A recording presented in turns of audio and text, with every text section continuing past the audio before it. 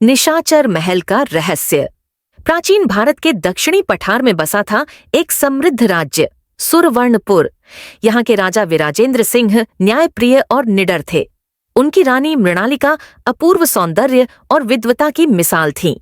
उनका विवाह संयोग नहीं बल्कि एक रहस्यमयी भविष्यवाणी की परिणति था। राजमहल के उत्तर दिशा में एक सुनसान उपेक्षित किला था, निशाचर महल। कहते हैं यह कभी रानी मृणालिका के पूर्वजों का था, पर अब वहां रात को कोई झांकता भी नहीं था। राजा विराजेंद्र ने जब मृणालिका से विवाह किया तब एक अजीब सा संयोग घटा। विवाह की रात राजमहल के पास की झील में कमल की सारी कलियां काली हो गईं। एक पंडित ने चेतावनी दी, काले कमल तब खिलते हैं जब आत्मा अंधकार में डूब जाए। किसी परछाई ने इस महल में प्रवेश किया है। राजा ने इसे महज अफवाह मानकर अनसुना कर दिया, पर कुछ दिनों बाद रानी की आंखें रातों को खुली रहने लगीं। वह बिना पलक झपकाए खिड़की से निशाचर महल की ओर ताकती रहती। जब राजा ने पूछा, वह केवल मुस्कुरा देती, बस किसी को याद कर रही थी। राज्य के महामंत्री ने राजा को एक राज्य बताया। राजन, रानी मृणालिका के वंश की एक रानी चंद्रप्रभा निशाचर महल में रहती थीं। वे तांत्रिक विद्या में पारंगत थीं, पर जब उनके प्रेमी राजा सौर्यसेन ने उन्हें धोखा दिया, उन्होंने पूरी वंश पर श्राप दे दिया, जिस स्त्री में मेरा रक्त बहेगा वह मेरी आत्मा की वाहक बनेगी।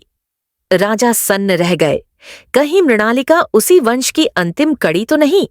एक रात राजा को नींद में किसी औरत की धीमी हंसी सुनाई दी। उन्होंने आंख खोली तो देखा रानी खून से सनी चादर में खुले बालों के साथ बिस्तर पर बैठी है, पर उनके चेहरे पर शिकन नहीं थी। मैं ठीक हूं राजन, बस सपनों में कोई मुझसे मिलने आता है, रानी ने कहा। अगले दिन महल की सेविकाएं गायब मिलने लगीं। केवल एक काजरी नामक दासी बचे, जो कांपती हुई बोली, रानी रात को महल से बाहर जाती है, सफेद धुएं से घिरी होती है और कोई पुराना गीत गुनगुनाती है। राजा ने एक तांत्रिक बुलाया, आचार्य दत्तात्रेय, जो आत्माओं से संवाद कर सकते थे। उन्होंने रानी को देखा और चौंक पड़े। यह शरीर रानी मृणालिका का हो सकता है, पर आत्मा किसी और की है। यह निशाचर महल की रानी चंद्रप्रभा की आत्मा है, जो पुनः जन्म लेकर प्रतिशोध लेना चाहती है। राजा के समक्ष अब संकट था, क्या वे अपनी रानी को खो देंगे? राजा ने स्वयं निशाचर महल जाने का निर्णय लिया। यह महल सुनसान था, पर हर दीवार पर किसी महिला की काली आंखें चित्रित थीं, मानो देख रही हों।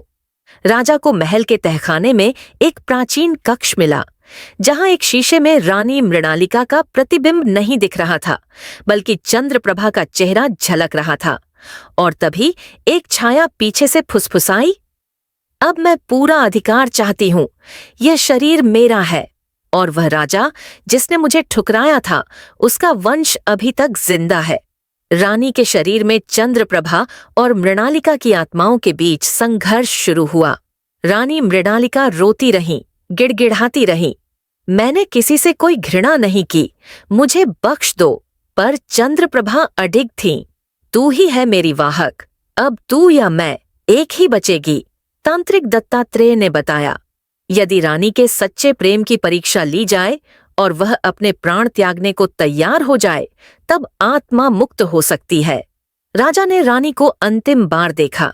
रानी ने कहा, अगर मेरी मृत्यु से चंद्रप्रभा की आत्मा मुक्त हो सकती है तो मैं स्वयं अग्नि में प्रवेश करूंगी। लेकिन एक विनती है, मेरे जाने के बाद मेरी स्मृति को किसी श्राप से न जोड़ना। राजा ने अश्रुपूरित आंखों से हाँ कहा। रानी ने राजमहल के प्राचीन यज्ञ कुंड में प्रवेश किया। अग्नि की लपटों के बीच अचानक एक तेज चीख सुनाई दी, मैं मुक्त हूं। अग्नि बुझ गई।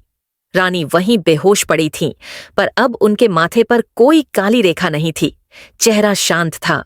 रानी को होश आया तो उन्होंने राजा को देखा और मुस्कुराई, मैं अब पूरी तरह आपकी हूं राजन, अब कोई छाया नहीं। निशाचर महल के चित्र धुंधले हो गए, उसकी दीवारें जर्जर होकर गिर पड़ीं और उस रात वर्षों बाद कमल फिर गुलाबी रंग में खिले। महल की दीवार पर बस यही लिखा गया, जहां प्रेम सच्चा हो वहां श्राप भी घुटने टेक देता है।